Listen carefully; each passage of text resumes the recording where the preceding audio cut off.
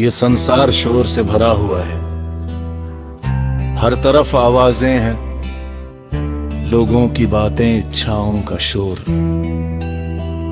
मन की बेचैनी, उम्मीदों का दबाव और समय की भागदौड़। इंसान जन्म से लेकर मृत्यु तक इस शोर में इतना उलझ जाता है कि उसे कभी एहसास ही नहीं होता कि उसके भीतर एक ऐसी जगह भी है जहां पूर्ण शांति है।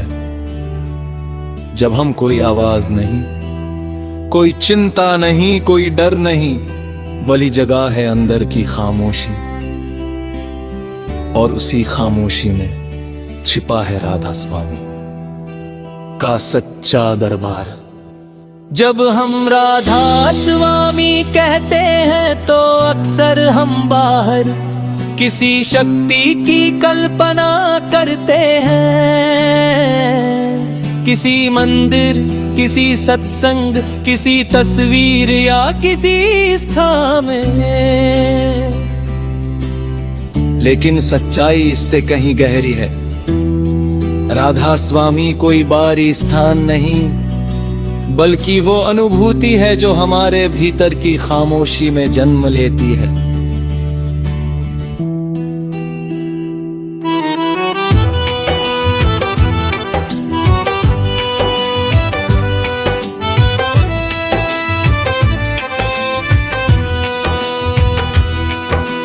मनुष्य का मन हमेशा भागता रहता है, वो कभी अतीत में जाता है, कभी भविष्य में, कभी वो पछतावे में डूब जाता है, तो कभी उम्मीदों में उलझ जाता है।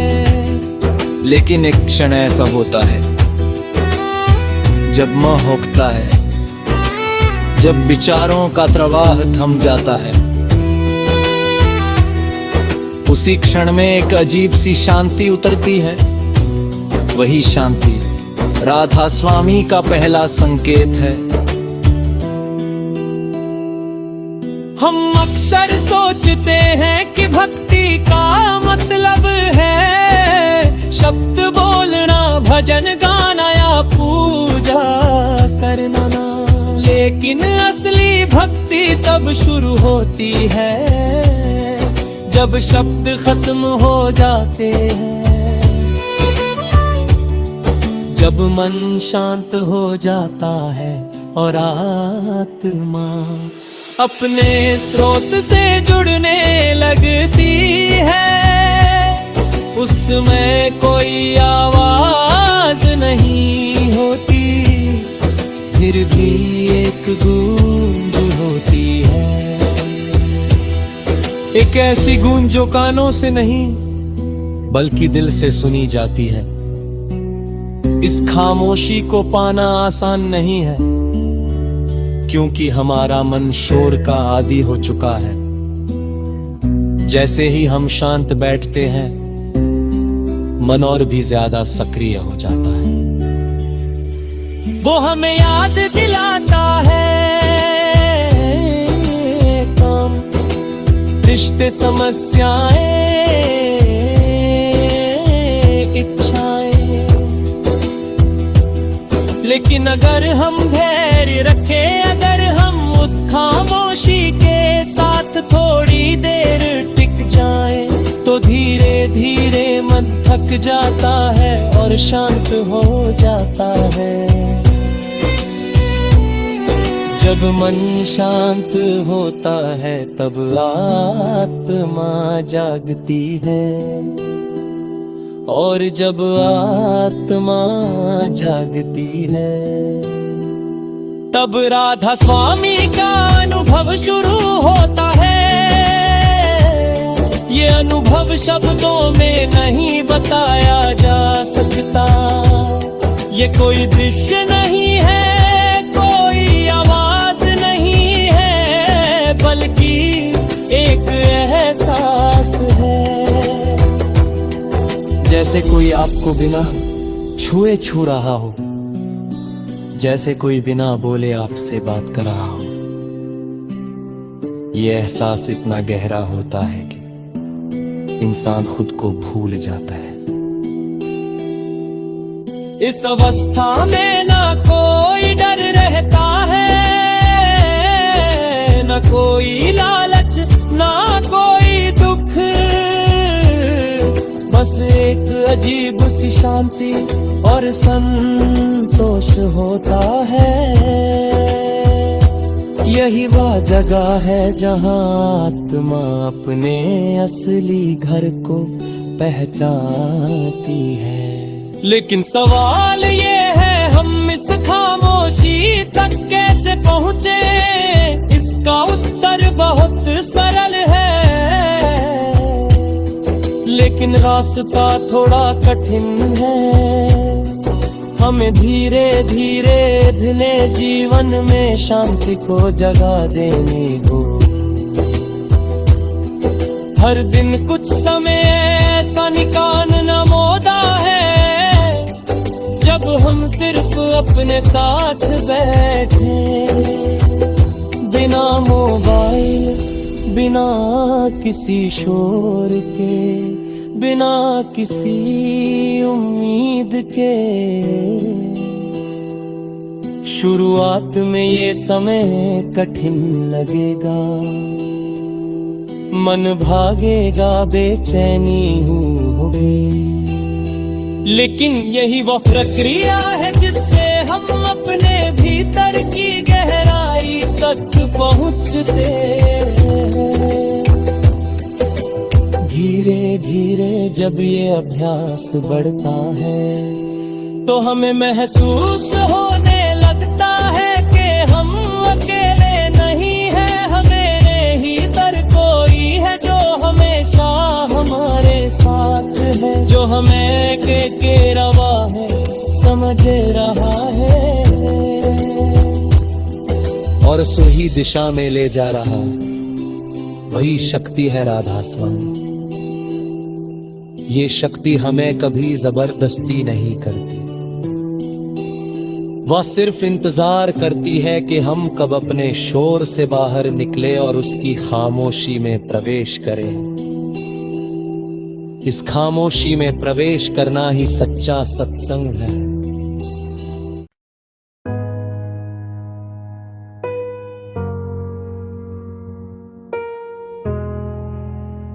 इस संसार में हर इंसान कुछ ना कुछ खोज रहा है। कोई खुशी खोज रहा है, कोई शांति, कोई प्रेम, कोई सफलता। लेकिन एक सवाल है,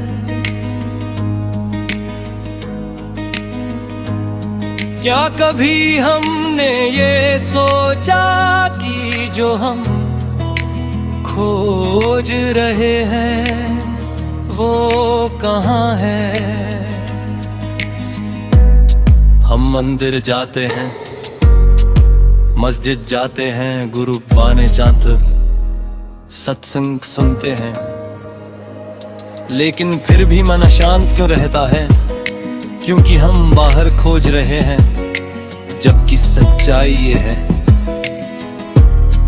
कि मालिक बाहर नहीं, मन की चुप्पी में छुपा है।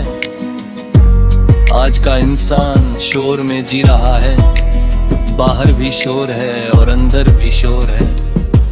बाहर लोगों की बातें, मोबाइल, दुनिया की भागदौड़, अंदर विचार, चिंता, डर छाए, मन कभी शांत नहीं होता। और जब तक मन शांत नहीं होगा,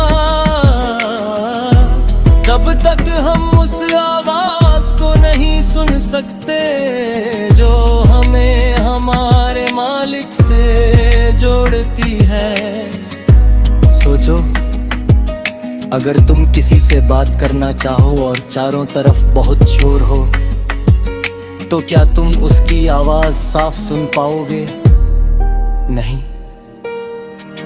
वैसे ही जब तक मन का शोर खत्म नहीं होगा तब तक परमात्मा की आवाज सुनाई नहीं देगी। इसीलिए संत कहते हैं पहले मन को शांत करो, फिर मालिक खुद सामने आ जाएगा। लेकिन यहाँ सबसे बड़ा प्रश्न है, मन को शांत कैसे करें? मन को जबरदस्ती शांत नहीं किया जा सकता। जितना उसे दबाओगे वो उतना ही भागेगा। मन को शांत करने का एक ही तरीका है, ध्यान को बाहर से हक कर अंदर ले जाना। जब इंसान धीरे धीरे अपने ध्यान को अंदर की ओर मोड़ता है तो वो अपने विचारों को देखना शुरू करता है। पहले उसे लगता है कि मन बहुत भटक रहा है, लेकिन धीरे धीरे वो समझने लगता है मैं मन में ही हूँ, मैं वो हूँ जो मन को देख रहा है। यहीं से असली यात्रा शुरू होती है। जब ये समझ आ जाती है कि मैं मन नहीं हूँ, तब मन की पकड़ ढीली होने लगती है और जैसे जैसे मन शांत होता है वैसे वैसे एक गहरी चुप्पी पैदा होती है। वो चुप्पी खाली नहीं होती, वो चुप्पी जीवित होती है। उसी चुप्पी में शांति है, उसी चुप्पी में आनंद है, उसी चुप्पी में मालिक का अनुभव है। लेकिन आज का इंसान उस चुप्पी से डरता है। क्यों? क्योंकि उसे हमेशा कुछ ना कुछ चाहिए। मोबाइल, म्यूजिक, बातें, मनोरंजन। उसे अकेले बैठना मुश्किल लगता है, पर सच यही है जो अकेले बैठ सकता है वही खुद को जान सकता है। जो खुद को जानता है वही मालिक को जान सकता है। जब इंसान रोज थोड़ा थोड़ा समय चुप्पी में बैठना शुरू करता है तो उसे अपने अंदर एक अलग ही दुनिया का अनुभव होता है। पहले बेचैनी होती है, फिर धीरे धीरे शांति आने लगती है और एक दिन ऐसा आता है जब बिना किसी कारण के मन खुश रहने लगता है। कोई वजह नहीं होती फिर भी अंदर आनंद होता है। यही मालिक की पहली झलक होती है। यह अनुभव शब्दों में नहीं बताया जा सकता है, इसे केवल महसूस किया जा सकता है। इसलिए संत कहते हैं बोलने से नहीं मिलेगा, सुनने से भी नहीं मिलेगा, चुप होने से मिलेगा। लेकिन ये चुप्पी केवल बाहर की नहीं होनी चाहिए, अंदर की भी होनी चाहिए। जब बाहर और अंदर दोनों शांत हो जाते हैं तब इंसान अपने असली रूप को देख पाता है। तब उसे समझ आता है मैं ये शरीर नहीं हूँ, मैं ये मन नहीं हूँ, मैं एक आत्मा हूँ और वही आत्मा मालिक का अंश है। उस समय इंसान को किसी चीज की कमी नहीं लगती, ना कोई डर, ना कोई चिंता, क्योंकि उसने वो पा लिया जो सबसे बड़ा खजाना है। इसलिए आज से एक छोटा सा कदम उठाओ, रोज 10 मिनट चुप्पी में बैठो, मोबाइल से दूर रहो, अपने विचारों को देखो, उन्हें रोको मत। धीरे धीरे तुम खुद महसूस करोगे मन शांत हो रहा है, अंदर कुछ बदल रहा है और एक दिन